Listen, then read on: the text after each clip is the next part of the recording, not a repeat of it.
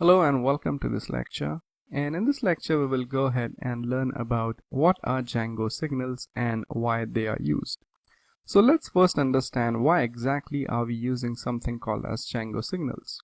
So in the previous lecture we have actually created the user profile, we have added the user profile picture and everything like that, which means that for every user in our database we are actually going to have a user profile. Now, while creating the user profile, we have actually created the user profiles manually by logging into the admin panel. But in real life situations, what we want to do is that we automatically want to create the user profile as soon as the user actually registers. So we have a register page on our website, and what happens is that when we register a new user is just created, and we have to create the profile of that user manually right now. But we actually want to automate that particular process. So how exactly can we automate the process of creating the user profile?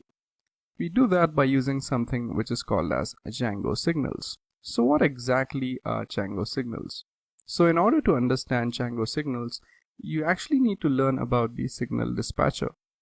So Django actually provides a signal dispatcher which allows decoupled applications to notify something when some action actually happens. So the job of this signal dispatcher is to notify applications when some change occurs in that particular application. So what exactly do I mean by that?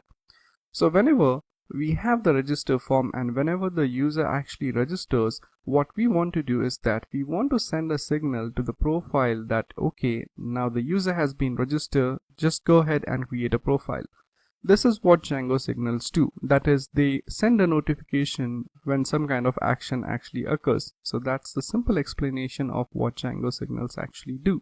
So now Django signals actually work as a publisher and subscriber or sender and receiver. So just like a YouTube channel in which you get the upload notification whenever your favorite YouTuber or the YouTuber you're subscribed to uploads a video, in a similar fashion, in Django, when something actually happens, Django signal actually sends out a notification that something has actually happened, and the sender is actually going to send the notification and the receiver is going to receive it.